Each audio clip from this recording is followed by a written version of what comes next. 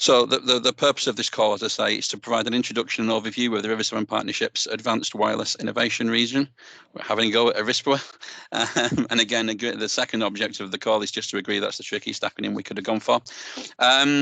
Outline the initial plans for the public sector workstream, understand your appetite and ability to engage with this programme and project, and again, get feedback and hear early ideas. Most of the things on this call are, again, from the bid that we submitted. We recognise that we need to crack on here, but we absolutely do have flexibility. If there's rubbish ideas, then please do tell us, so everyone's experienced enough here, I think. And again, if there are things that you think you can contribute to, please do share either on the call or afterwards as well. It's most welcome.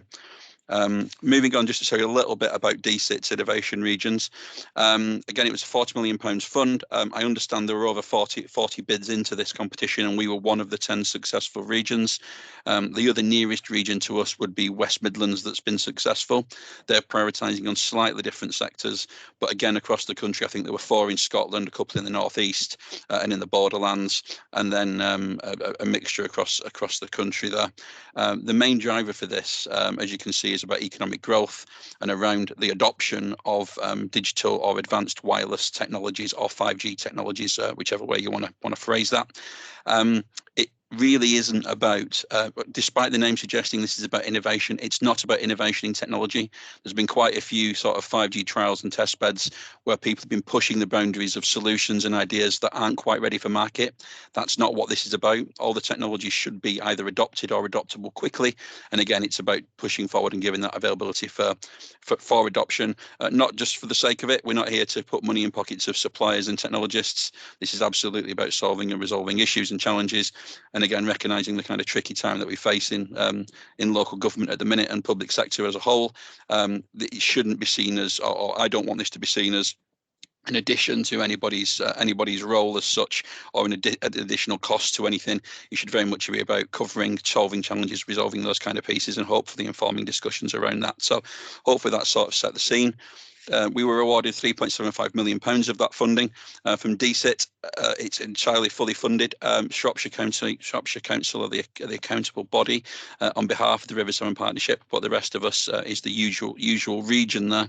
And we're also extending to those wider counties if some of your districts are slightly outside of that patch.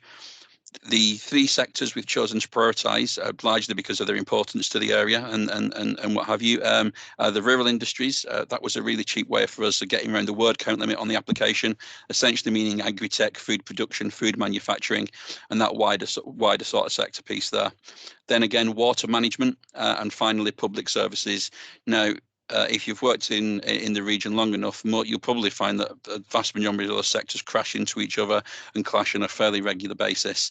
But what we're looking to do here is demonstrate and prove how the implementation of these technologies will improve kind of adoption of digital products and services.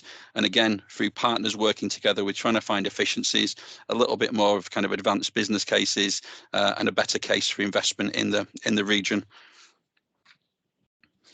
The water is a key theme, as I say, as you'd expect it to be, but just for clarity here, it doesn't have to be about the river and about the water. It can be about other wider parts of the sector. So again, things like transport, and if you took Herefordshire, for example, it wouldn't have to be transport necessarily right next to the Wye. It could be transport up and away from the river there again, somewhere like Leominster and what have you. It doesn't really matter. It's just a way to tie this piece together.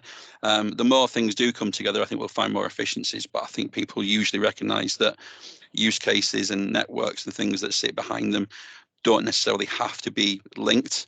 They can be entirely separate, but just require maybe a similar type of technology or a similar type of solution or a similar type of data to what that is.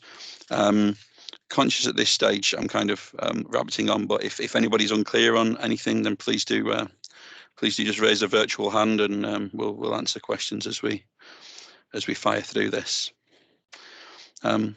Overview plan on a page then here for the project. Just a tip, if anybody's new to the Teams and sharing, some of the slides here have got quite a bit of text on. I'm not going to read through them entirely, thankfully, but Ben, please use the 3 dots to pick up the kind of zoom in, zoom out function. And again, there's a little hand then you can drag around the page. You don't have to keep zooming in and zooming out to the bit that you're interested in.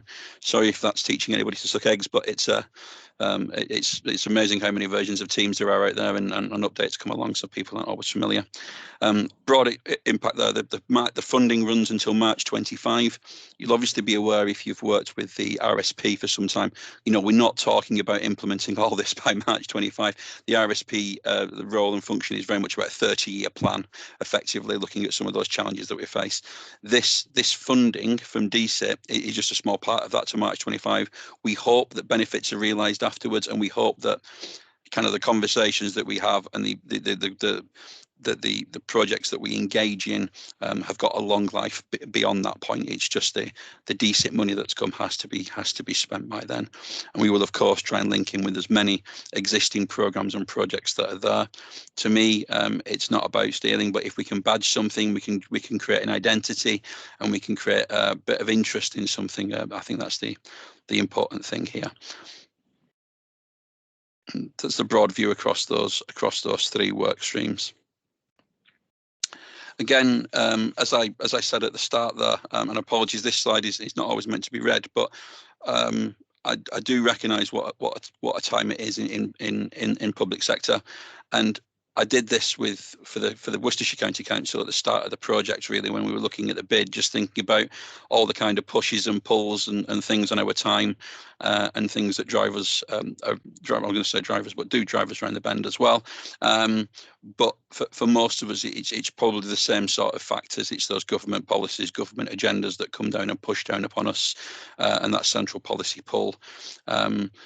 To the left of the screen, that's some of the areas in which we have to look at, and I appreciate if you're in the EA, then it's going to be a different set of organisations there that sit there, but again, it should just give that context. We know that feel. The other areas, and we're all slightly different authorities, unitaries, two-tier, etc. But hopefully we can still work around those points. And again, off to the right-hand side of the screen, thinking about this advanced wireless connectivity kind of ecosystem, some of the different types of player that are out there. Just trying to give us a high-level overview here of what the kind of public sector work stream's about. What we're doing, why we're doing it, and then how we intend to do it. And for me, this is very much about within the area and the region. I think we need to break the cycle that we currently see of poor connectivity, and that's availability and performance from things like mobile network operators is what I'm talking about there. And again, that impacts upon the public perception of what the capabilities of what advanced wireless connectivity can do. Now, obviously, advanced wireless connectivity sits far beyond just getting a service from a private mobile network operator. It might be a private network. It might be a different type of wide area network, or some of those other networks that exist there, a Wi-Fi network, a LoRaWAN, a Sigfox, a Zigbee. There's a whole range of different types of network that kind of are encompassed by AWC here. But what we find is that kind of expectation of the vast majority of individuals from the mobile network. If it's a poor service, they can't rely upon it. You find that diminishes the appetite and enthusiasm, and then creates a barrier to adoption, which in turn results in lower investments in connectivity from those mobile network operators, because they don't see the customers, they don't see the business case to invest, and again, they don't see the value in those key sectors, and that to us leads to those key sectors not reaching the potential, an increased number of risks to the region around levelling up, and some of the challenges that we face on that basis. And I think from this project, what I'd very much like to do here across the different sectors, not just the public sector, is just demonstrate the kind of the intelligence that exists, the willingness to adopt if we could rely on particular technologies to solve some of these challenges, and try and move that around in demonstrating the value and the interest.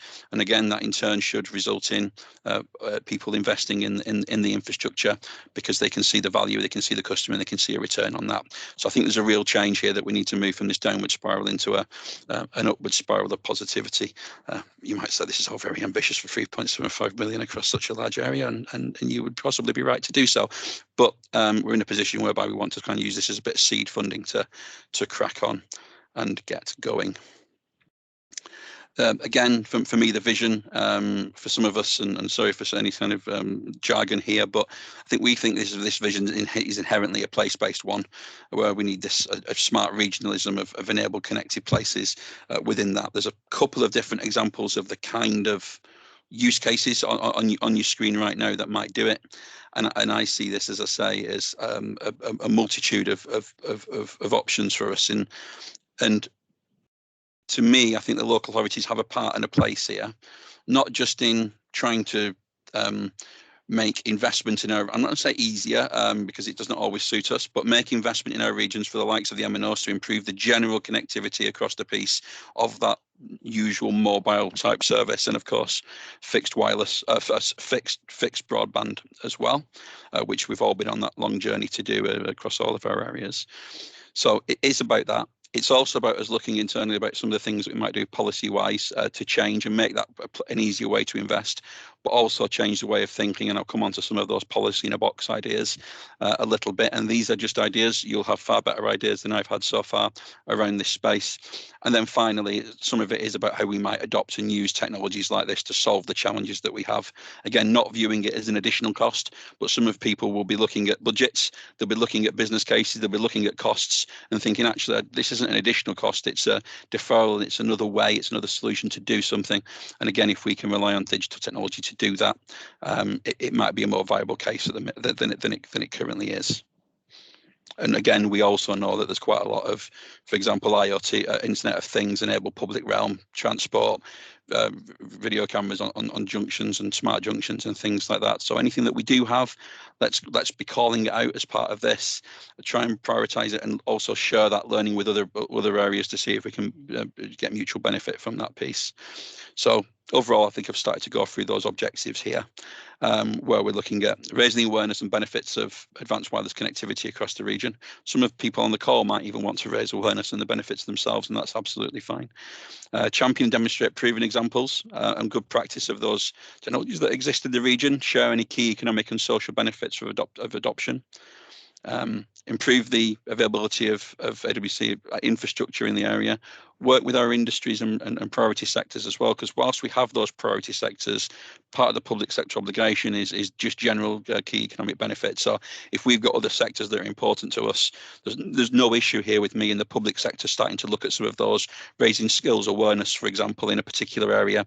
But again, I think because of the funding and being about advanced wireless, it will need to kick back into that. So if you went down a cybersecurity type route, it would need to come back into that space, I think, for the proposal to be kind of acceptable to the wider group. Creation of smart community hubs to deliver sort of what we call stackable use cases, and stackable use cases effectively, when we use that phrase, it's really about the business case stacking up. So very often one use case on its own. So if you're looking at a transport piece, the benefit and the saving or the efficiency that might exist there doesn't come from one use case. It doesn't justify an investment, but combine that with another use case across in the agri-tech sector, can we share some of those initial costs and then again reap the benefits across multiple areas when it does start to stack up. I've delivered as part of my wider role that into businesses, and I even see challenges with the private sector business, manufacturing facilities, where you've got a facilities manager and an operations manager, let's say, who are at loggerheads because they can't decide whose budget it is to pay for some infrastructure that delivers one of them benefits. You've really then got to go up to the CFO and the chief exec to have a conversation and say, one organisation, one budget, right? But they're still challenging in whatever sector we're in here. And again, there's a little bit in this about appointing digital champions and digital coordinators within the region, within the public sector organisations, but this is specifically now within those local authorities and those upper tier local authorities where it's a two-tier space. There's a reason for that, and again, there's a slide a little bit later giving a bit more detail. Not going to dwell here, allow a little bit of time for anybody to ask questions, or again, have a look at the slide that's in front of you. These were just some ideas within public sector use cases that we had. Might sit across a physical infrastructure piece, a social infrastructure piece, or again, but benefit and the business and the economy that might be there too.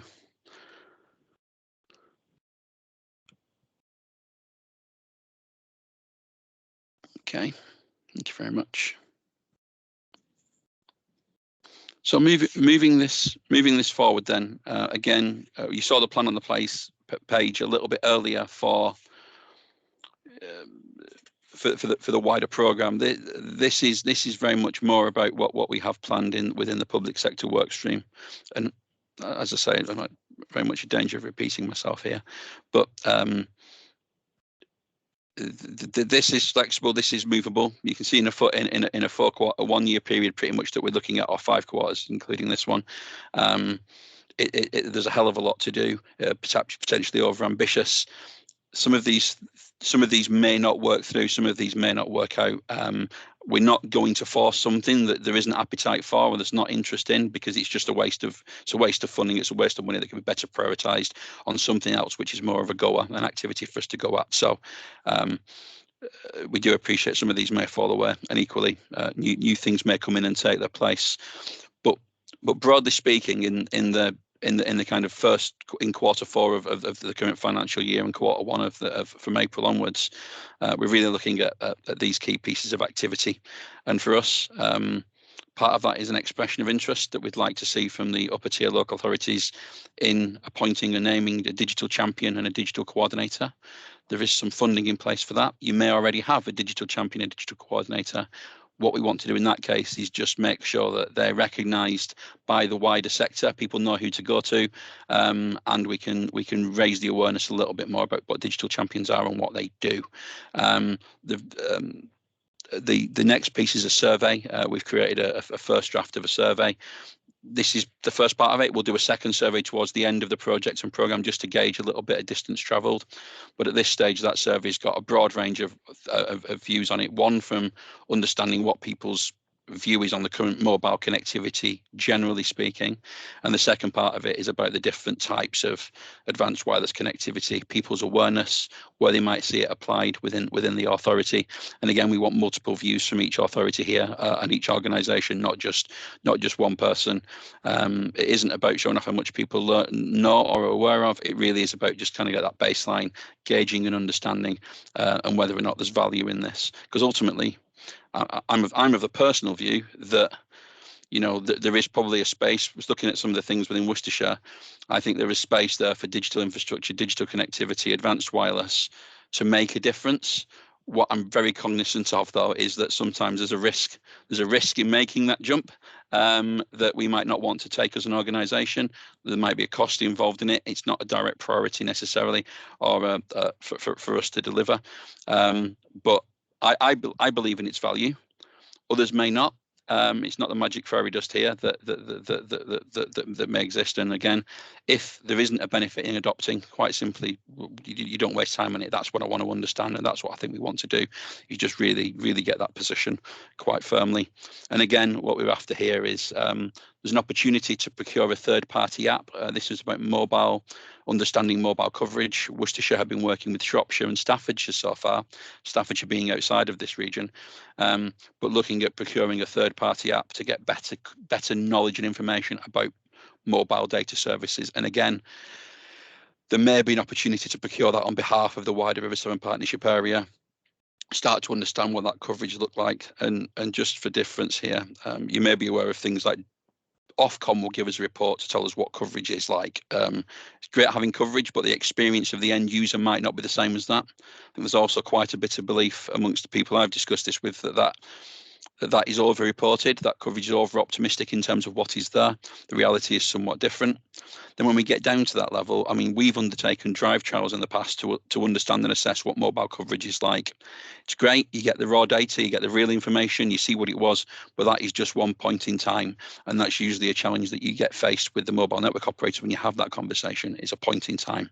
And I also know that in some areas, it's at different times of day or different seasons in the year that connectivity is more or less of a challenge.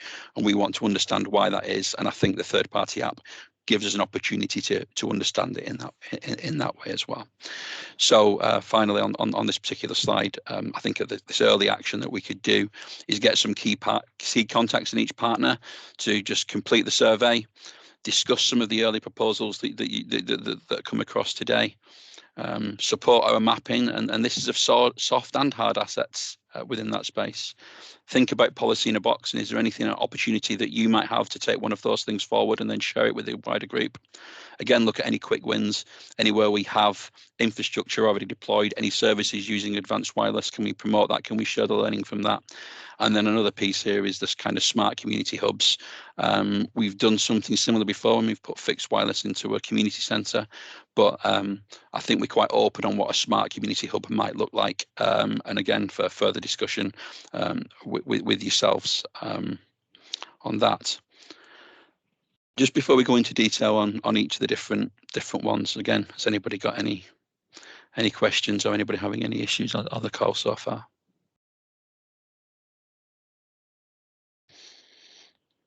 That's great.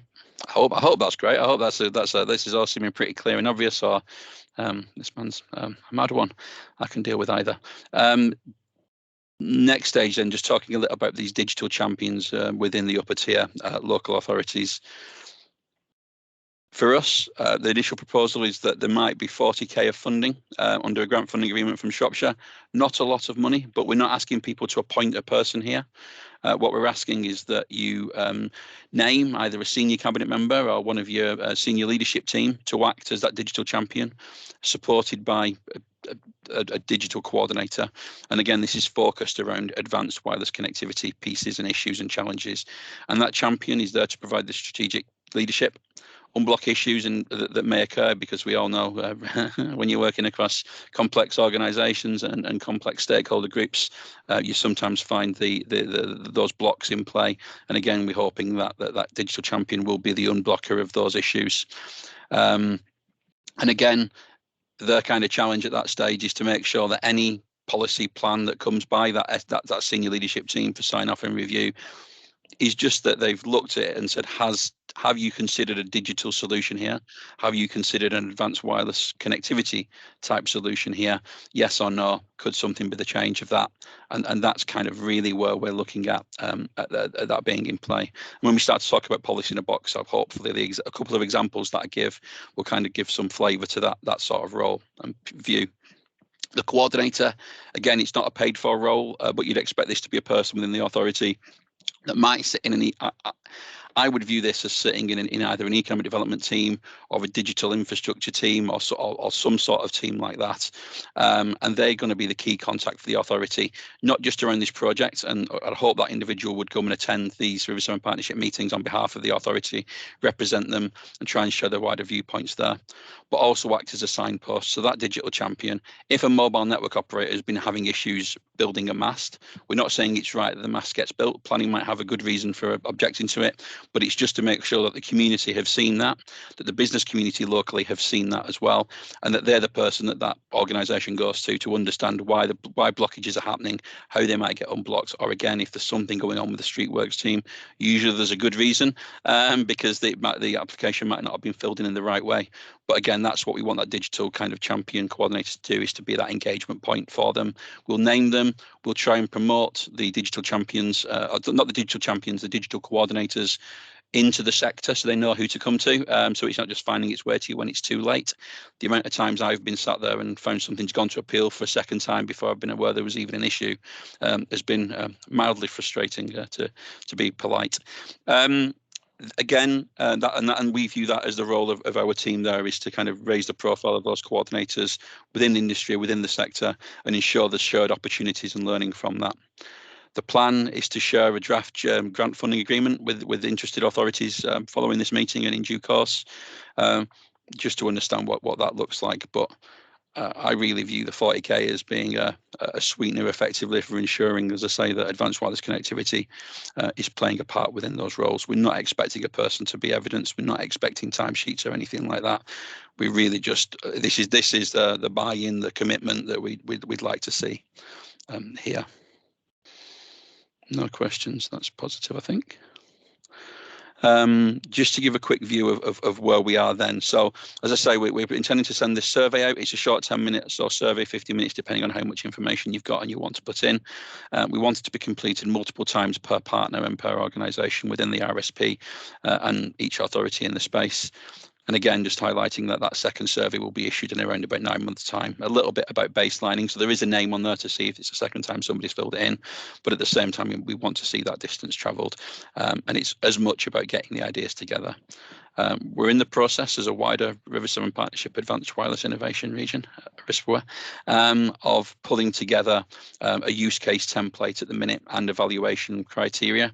I can give you my thoughts on what that's going to look like. We've got a first draft. We're going to find a way that submissions can be formally evaluated, but at this stage, really looking to gather informal ideas and proposals that we can discuss in advance and work them down. I'd expect that evaluation criteria to follow some fairly standard sort of settings. So the first one being that it's in line with the RSP overall mission and objectives. The second being that it's in line with the Advanced Wireless Innovation Region aims and objectives. Third one will be something about risk, I would expect. We don't want to be picking up a project that's starting from scratch and is brand new and is going to require a huge deployment of technology.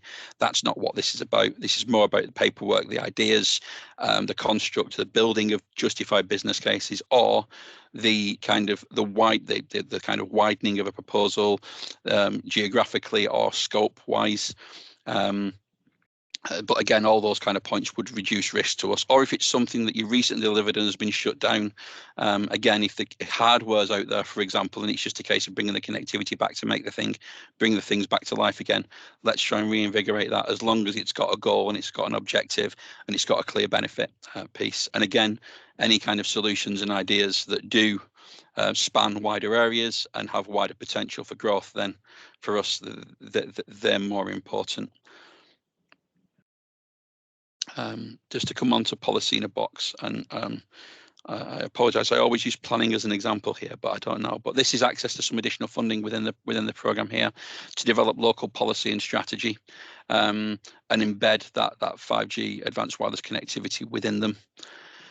And then we also ask that if, when it is adopted, that they're prepared to share and actively share that with neighbouring authorities and assist their adoption. So that's the kickback for some of the funding here.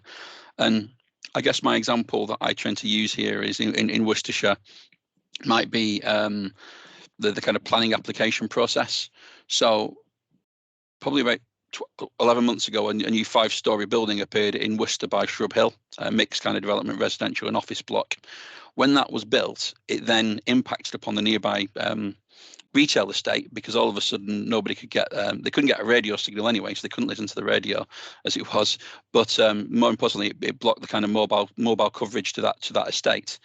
Now, somebody like a Screwfix who happened to be on that estate's got a policy whereby they're trying to speed up the kind of the process through going through the store, the customer satisfaction. All of a sudden, people now couldn't get onto their mobile phones to log on when they got there, and they had to wait to the front of the queue, and it was starting to slow the process. So there are ways around that with Wi-Fi in the building, absolutely, but those kind of things shouldn't be happening. And for other organisations, that might not be an affordable solution to do your own. So when I look at that, you start to say, does something need to be in that validation checklist when an application form's submitted that gives you the opportunity to say, have you consulted or engaged with mobile network operators around the impact that your building may well have on coverage? It might not be about a tall building either. It might be about a new village, a new settlement that might act as a blocker and increase the capacity on a mast cell site that reduces coverage in another area. We'll all be familiar with these, with the things like school assessments and highways and sewers and water, etc. But the mobile resource as well is also got restrictions and can be impacted by it.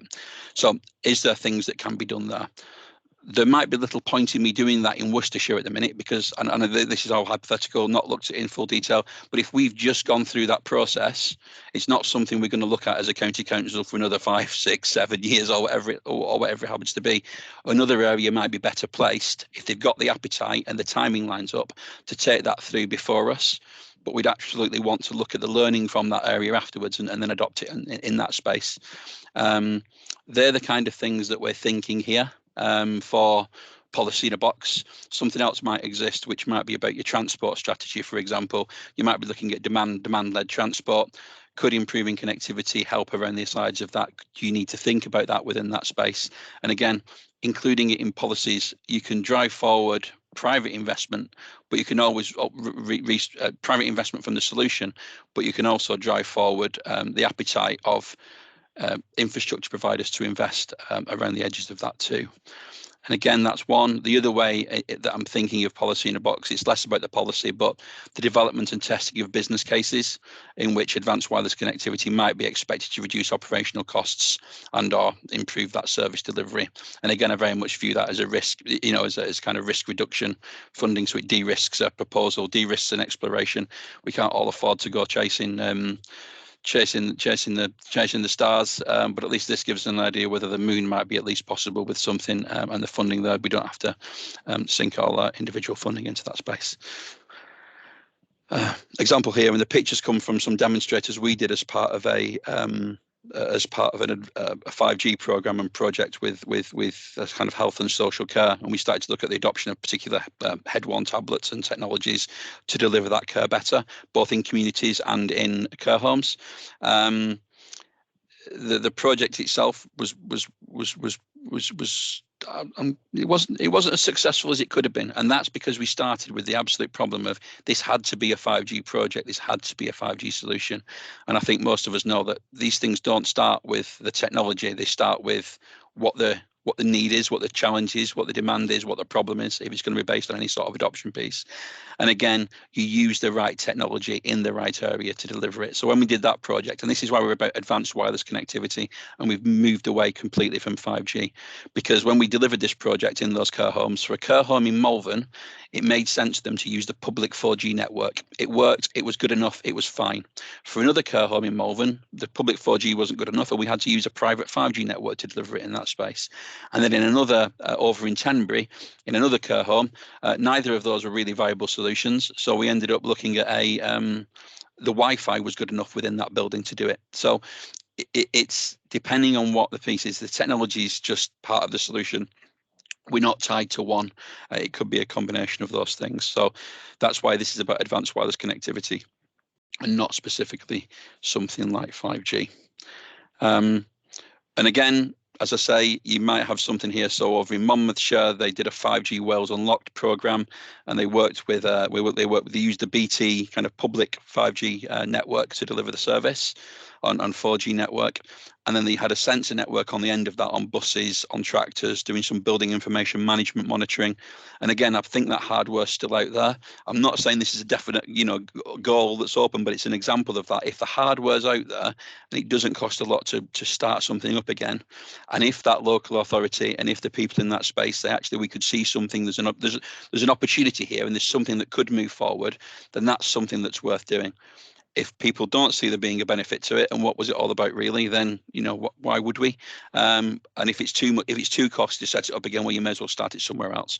But you view that to be able to kick something off, or again, if something exists in one area, if it's possible to extend it into multiple areas, they're the kind of use cases that we want to see. This whole RSP program will do some demonstrators. So we'll do some demonstrators with the rural industries. We'll do demonstrators with water industries. I'd like to do demonstration events within this sector too. But again, this is going to come down to cost. I'd rather jump on the back of the others and look at the public sector in those. And as I say, I've got complete flexibility. I don't want to kind of force my views and opinions down one line. Very much open for collaboration and ideas here. Okay, thank you. Community smart hubs then. If we've got communities without access to decent broadband and mobile services, this is what we're thinking of here. I'm personally not entirely convinced this is the right sort of thing that we could be doing, but again, it's peppered through the bid, so we've got to look at it at least. If we've proved that it's a non-goer, then it's a non-goer. If it's got some legs, then let's do it. But the vision, I think, for this was that again, we had something similar in Little Whitley 10 years ago. We had a village hall that had no connectivity, it had no broadband, had no mobile to it. We ended up doing a project with Urband, who were a fixed wireless provider. Urband provided the fixed wireless connectivity to that village hall. They used it as a bit of a training hub for the community. Also used it for students to gather after school to do the homework and things, because they didn't have it in their homes and couldn't access it. So they're the kind of things that we're thinking of here. Obviously, times have moved on. There are fixed wireless solutions. Most of the authorities in our area have improved broadband to these rural areas. And again, slowly but surely, mobile connectivity should be improving as well. to me, if we get involved in this space, it might be about investing in something like a LEO, a Starlink type solution, low Earth orbit satellite, sorry, when I said LEO, or a fixed wireless type solution to bring one of these buildings. There needs to be a business case post the project if we're going to do something like this, in my view. That business case might come from a precept on local parish councils. I don't know. It might come from, for example, them saying, well, actually, in this rural area, as I say, there's no broadband, there's no mobile coverage. We really struggle with the delivery. If it's a business like that, is there a business case for putting community lockers in there for those home deliveries? What does it look like? I don't know. But again, they're the kind of things that I think you need to see if you wanted to bring a community smart hub to life. Again, somewhere where people can gather. It might involve training and skills development. It might deal with the loss of services locally if the local post office is no longer there. If you've got other services shutting down, the local banks, which we know are going in towns, does that leave vulnerable residents out in the sticks, stuck with connectivity there? Should really be supporting the community and, as I say, those delivery of new services like a locker piece or something similar to get deliveries to is a way forward. And again, as I say, open to other ideas here. Advanced Wireless Connectivity, you've got a wide range of potential application or ideas or ways that we can move this forward. I don't want to be stuck in the same sort of space. So next steps, I'd like to ask you, we've got a real good mix, I think, on the call from different levels within the authorities, which is good to see in organisations. Please discuss this programme internally, send to colleagues and people that you think are maybe interested in engaging, whether they be service managers or what have you. Please share, complete and return the survey that we'll issue following this call to all that's joined. Again, if you could for us, and you're interested to engage, please come back to the Worcestershire inbox, which you'll have the detail for in a second, to confirm your representative on the public sector workstream group. If that's you, that's great. If it's somebody else, that's the other.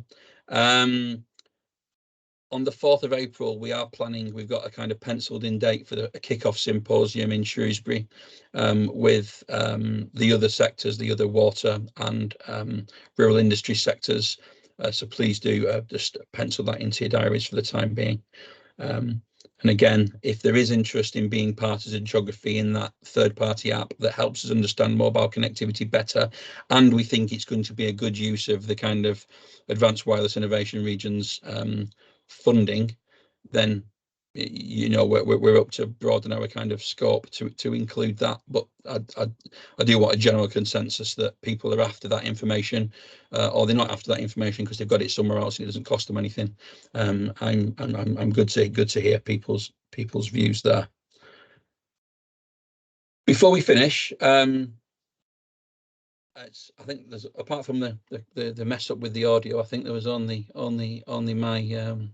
my dulcet tones were heard. I can see there's something in the chat which might be about the audio issues as well. If anyone does have conversation to bring around anything that's been presented this morning so far, please do they shout up. We can pop back to the slide and have a conversation around it. I hope there's conversation to be had. Otherwise, we'll be finishing way too early on this one. But just to say, Steve, the symposium, as Hayley just mentioned, is on the 9th of April, not the 4th. Good for me. I've got the wrong day penciled out in my diary. Thank you, Hayley. I have to get the 9th. I have to sort the 9th out, don't I? That's a good one. And I guess for me, just to check back on those initial objectives for this discussion and what we wanted to talk to you about was, hopefully we've provided an introduction and overview of what the programme's about. I think from my multiple references to RSPAWIR, then given it its full River Severn Partnership, Advanced Wireless Innovation Region, and just the Innovation Region, that's probably confirmed that we've got a pretty tricky acronym to get through. I've tried to outline the initial plans for the public sector work streams in a way that doesn't sound like mad ramblings, but hopefully it's coherent. Hopefully those slides give you a kind of an example of the thought that's gone in so far to that piece. I'm not sure on the last two so far that I've kind of understood appetite and ability to engage, and I really would appreciate views from people here now. If we can just stick hands up for the declaration of interest or declaration of non-interest as well in that space, and then trying to get some feedback and hear early ideas, which I appreciate may come after the call, because some of this you may be called to some of the content here. But thank you, and there's that email address at Worcestershire County Council at the minute to hit you with. So see, John stuck a hand up there, so go on, John. Just to say thanks very much, Steve. I think that's excellent. From my point of view, what a great opportunity for further collaboration across the region, and the opportunity to learn from one another rather than work in a silo. So I'm looking forward to this. Thank you.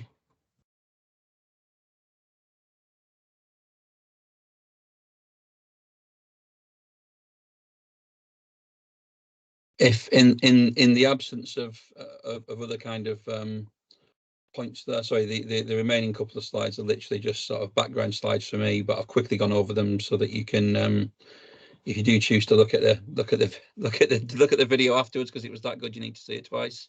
Then you've got the option to view those as well. In which case, I've got the next hour free, because we've got this in the diary till 12. So again, if people did want to get thoughts across or anything, then please do send them in the interim. Happy to take them if they're not sure about talking. But other than that, thanks for jumping on the call, and we just hope you have a good day and a good week as well. Thank you very much. Bye bye. Thanks very much. Take care. Bye. Thank you. Thanks, Steve. Thanks, bye. Cheers.